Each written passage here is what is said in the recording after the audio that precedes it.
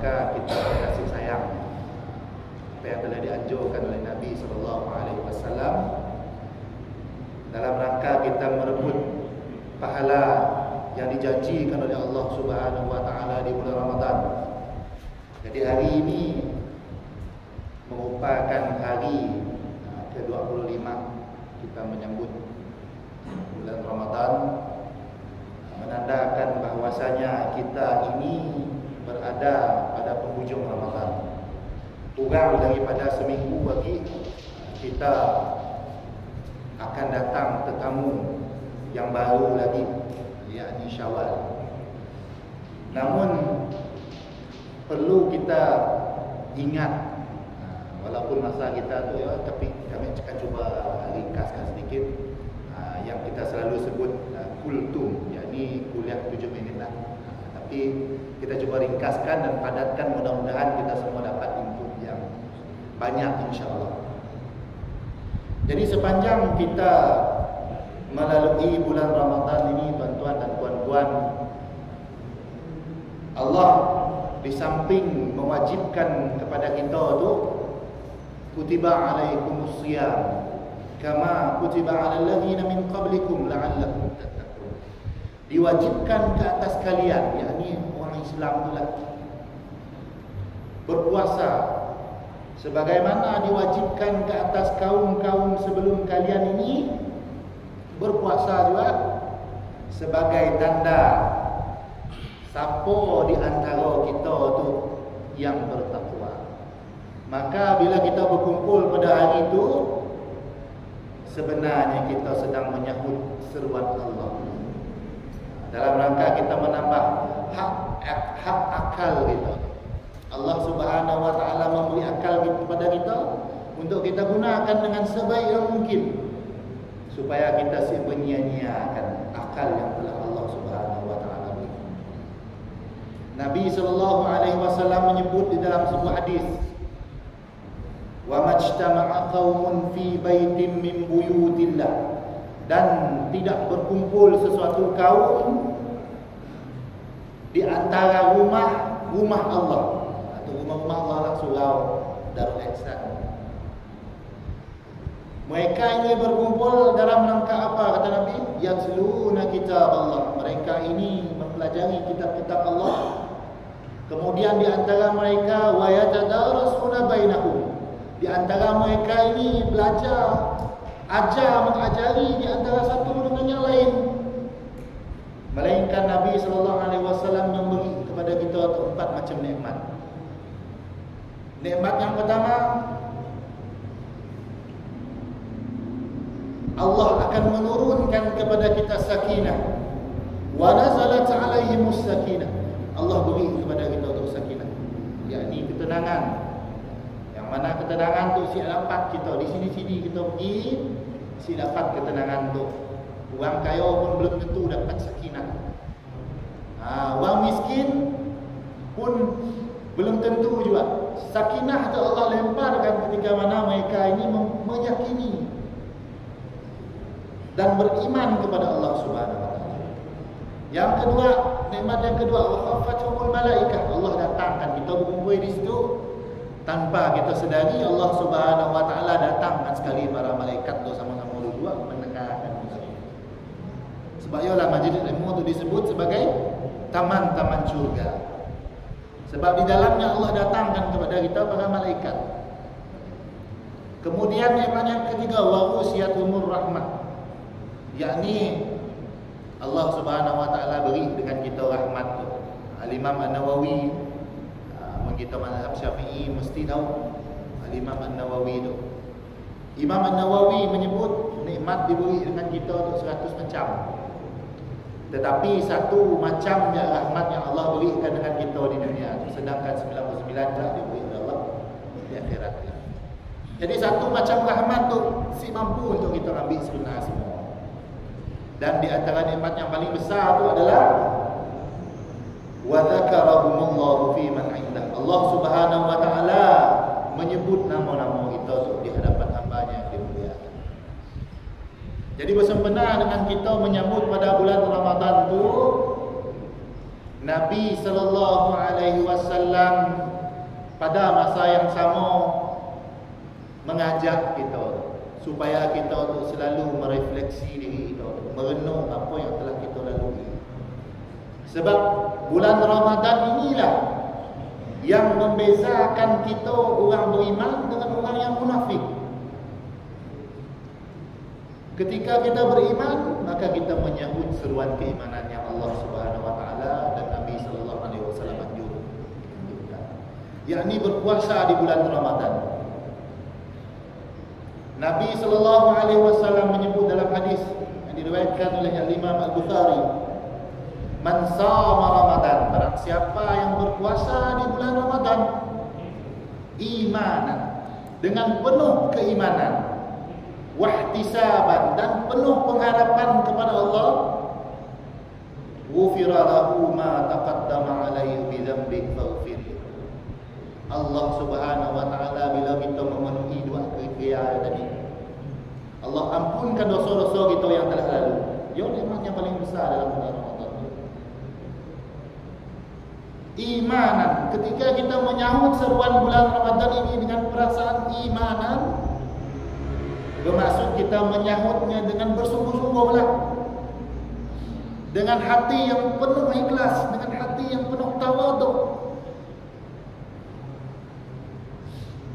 Dan Nabi sallallahu alaihi wasallam menggandingkan imanan dengan wahtisaban. Dua tiga benda tu perlu ada pada diri kita ketika kita menyambut bulan Ramadan tu. Wahtisaban, yakni pengharapan kita dengan Allah. Pengharapan kita dengan Allah tu si sama dengan pengharapan kita tu dengan manusia. Bila kita mengharap dengan manusia,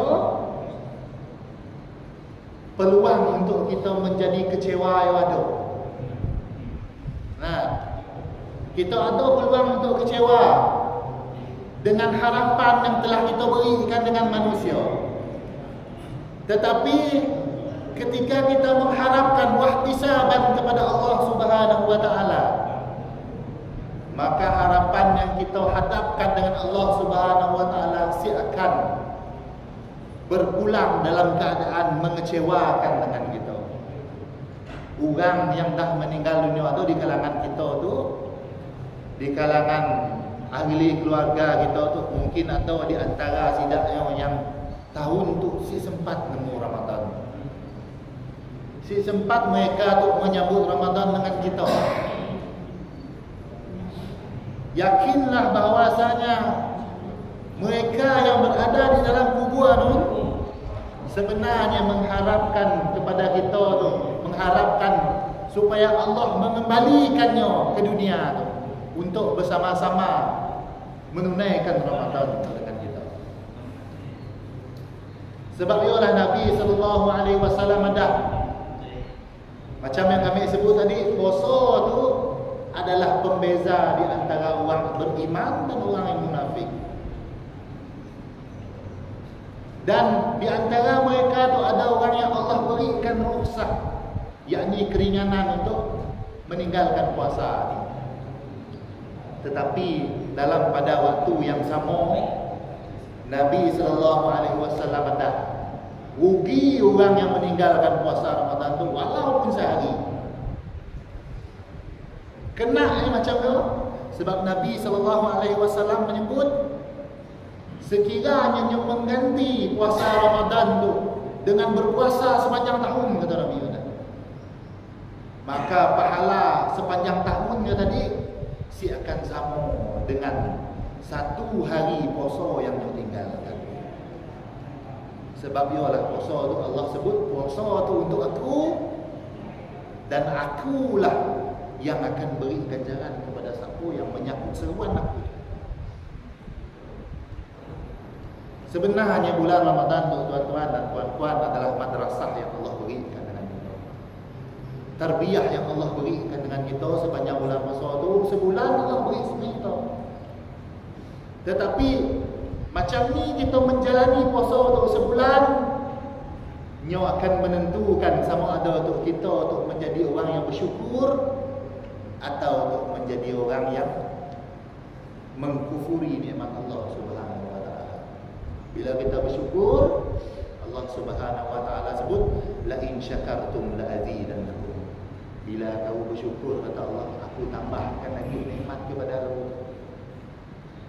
Wala in kafartum inna azabi lasyadid. Dan sekiranya kamu kufur atas apa yang aku berikan dengan kita orang tu, kata Allah, ketahuilah bahawa sesungguhnya azab aku tu sangat-sangat pedih, kata Allah. Yang mana kepedihan tu ketika digambarkan dalam Al-Quran. Allah tu Subhanahu wa taala, tuan-tuan dan puan-puan, kita sebelum datang ke atas muka bumi tu, Allah nanya dengan kita, alastu bi rabbikum. Dan kita jawab, qalu bala syahidna. Kita tu mengaku bahawa Allah tu sebagai Tuhan kita. Tetapi ketika kita turun ke atas dunia tu,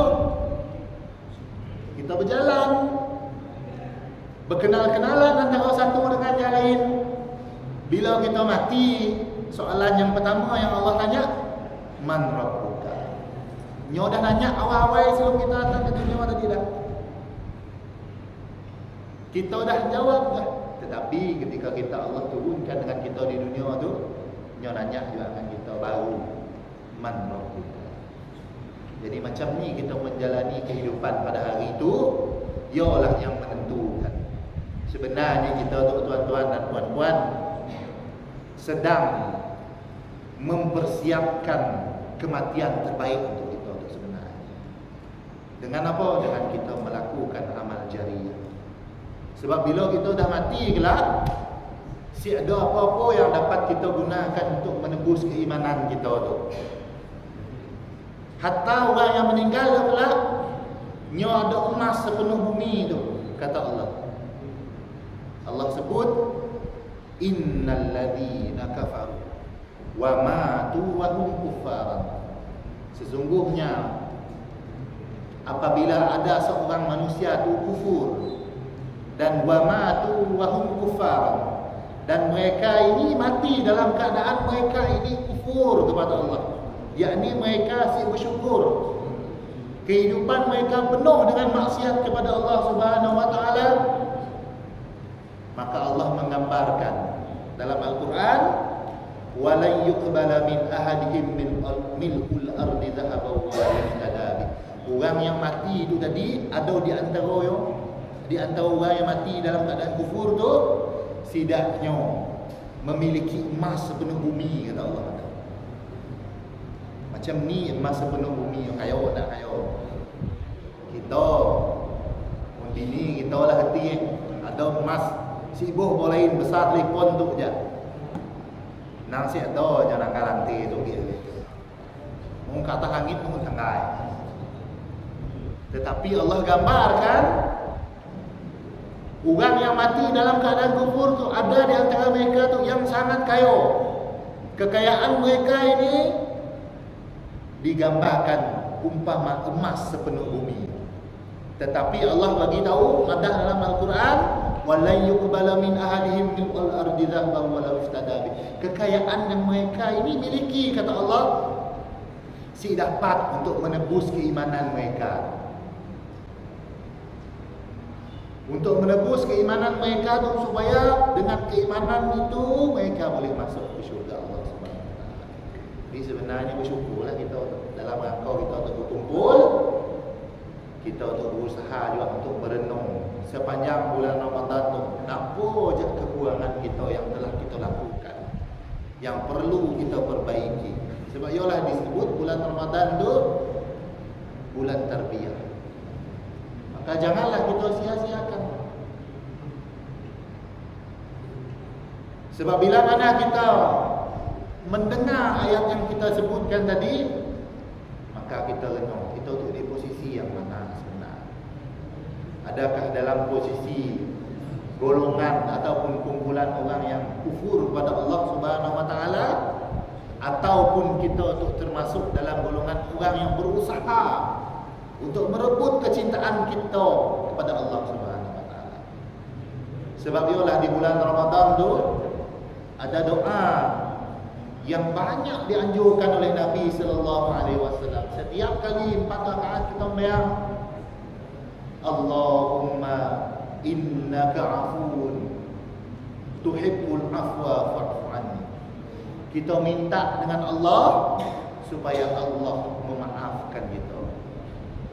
Bila mana Allah Subhanahu wa taala memaafkan kita, tuan-tuan, tiada apa yang dapat menghalangi kita untuk masuk ke syurga.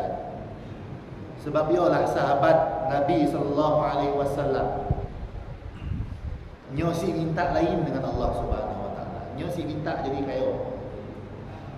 Sebagaimana kisah Umar Al-Khattab, Nabi sallallahu alaihi wasallam nyebut tentang Uwais Al-Qarni. Umar tu cari Umar Uwais Al-Qarni. Tujuannya untuk apa? Sebab Nabi sallallahu alaihi wasallam menyebut doa manusia bernama Uwais Al-Qarni tu nyo sampai terus kepada Allah Subhanahu wa taala. Jadi Umar tu cari bernama Uwais Al-Qarni tu semata-mata untuk minta doa daripada Uwais Al-Qarni tu supaya Allah memaafkan. Sebab ialah bulan puasa tu, tuan-tuan, banyaklah, sebanyak-banyaknya kita berdoa supaya Allah memberi kemaafan kepada kita. Mudah-mudahan Allah Subhanahu wa taala memaafkan kita. Selainnya juga, tuan-tuan dan puan-puan, ada satu zikir yang banyak keutamaan ni di sisi Nabi sallallahu alaihi wasallam, sehingga Nabi beri kabar gembira. Satu zikir yang mana bila kita amalkan 100 kali, selalu kita baca lepas bayang, la ilaha illallah wahdahu la syarikalah lahul mulku wa lahul hamdu yuhyi wa yumiitu wa huwa ala kulli syai'in qadir. Nabi sallallahu alaihi wasallam beri fadilat khusus tentang zikir.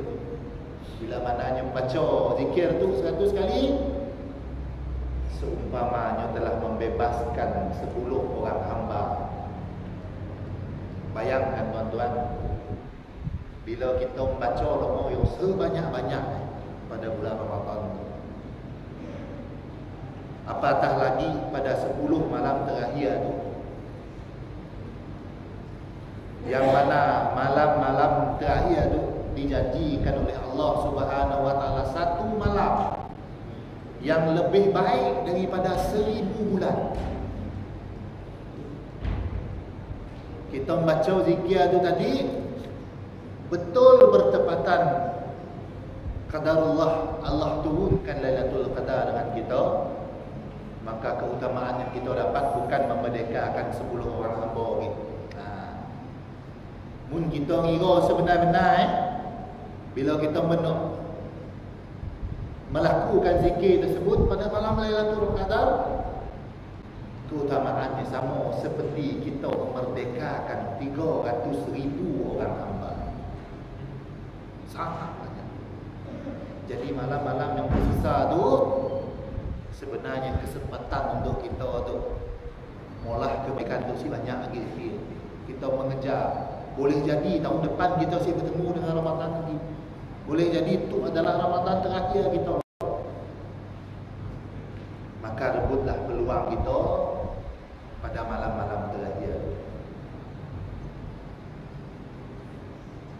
Rugi. Sebab macam yang disebutkan tadi, nyo minta dengan Allah, tebus dengan Allah tu. Nyo ada emas sepenuh bumi. Nyo nego dengan Allah, aku nak masuk syurga tapi aku ada emas sepenuh bumi. Yang bayar emas sepenuh bumi, tetapi si dapat emas yang kau ada untuk menebus keimanan. Sebab itulah, tuan-tuan dan puan-puan, kita untuk Allah Subhanahu wa taala kurniakan akal.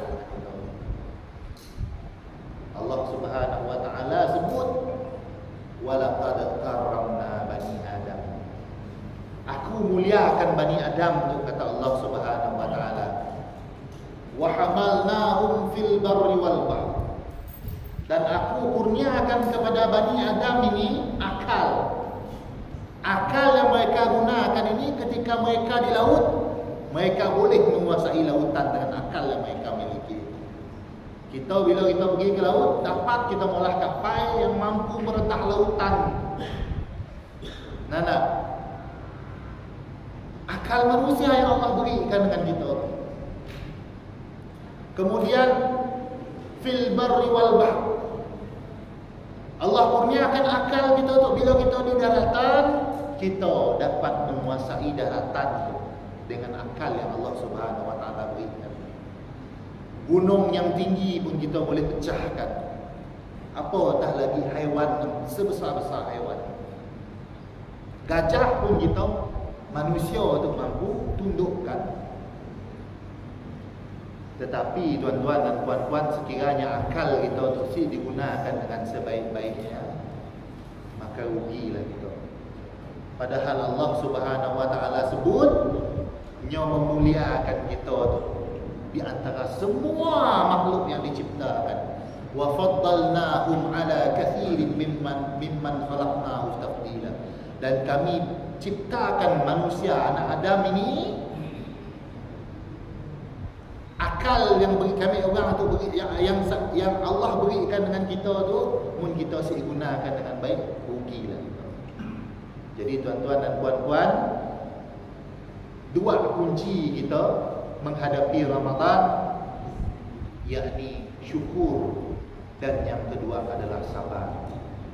Syukur ketika kita menahan lapar dan dahaga, sehingga dengan syukur yang kita hadapi yang kita jalani pada bulan Ramadan tu, kita boleh mengenang saudara-saudara kita yang susah. Nun, saudara kita yang Islam kita di Palestin, setiap kali Ramadan Israel laknatullah tu sentiasa menyerang.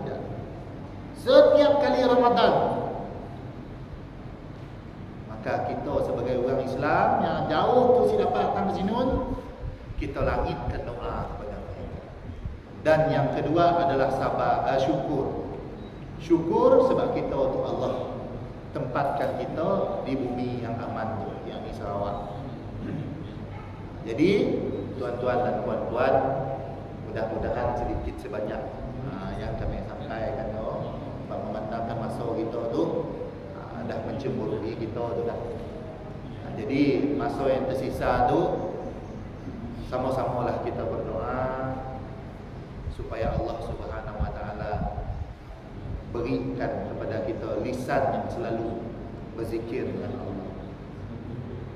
Supaya Allah kita tu, hati kita tu mempunyai iman yang menyeluruh. Sebab waktu sebelum kita berbuka tu merupakan waktu-waktu yang mustajab dalam berdoa. Baik, marilah kita sama-sama menadahkan tangan. Mudah-mudahan Allah Subhanahu wa taala ampunkan kita. Mudah-mudahan Allah Subhanahu wa taala beri sebanyak-banyaknya kebaikan dengan kita di dunia ini, insyaallah. Amin amin. Bismillahirrahmanirrahim. Alhamdulillahirabbil alamin wassalatu wassalamu ala asyrafil anbiya wal mursalin wa ala alihi wa sahbihi ajmain. Allahumma ighfir lana dhunubana wa liwalidina warhamhuma kama rabbayana saghira. Allahumma innaka 'afuwun tuhibbul 'afwa fa'fu 'anni faghfir lana dhunubana amma. Allahumma inna nas'aluka lisanan ratiban bidhikrik wa qalban maf'uman bisyukrik wa badanan hayyinan layyinan bita'atik. Allahumma inna nas'aluka imanan kamila wa nas'aluka qalban khashi'a wa nas'aluka dinan qayyima wa nas'aluka al-'afiyatan min kulli baliyah wa nas'aluka tamama ghina 'anil nas wa hablana haqiqatal iman bika hatta la nakhafa wa la narjuka wa la na'budu syai'an siwak waj'al yadaka mabsutatan 'ala auladina wa man ma'ana bi rahmatik wa la takilna ila anfusina tarfat 'ain wa la talla min dzalika. Allahumma inna nas'aluka salamatan fid din wa 'afiyatan fil jasad wa ziyadatan fil 'ilmi wa barakatan fil rizqi wa taubatan qabla al-maut wa maghfiratan ba'da al-maut. Allahumma hawwin 'alaina fi sakaratil maut والنجاة من النار والعفو عند الحساب. ربنا لا تزغ قلوبنا بعد إذ هديتنا وهب لنا من لدنك رحمة إنك أنت الوهاب. perkara. Rabbana atina fid dunya hasanah wa fil akhirati hasanah wa qina adzabannar. Sallallahu ala sayyidina Muhammad wa ala alihi wa sahbihi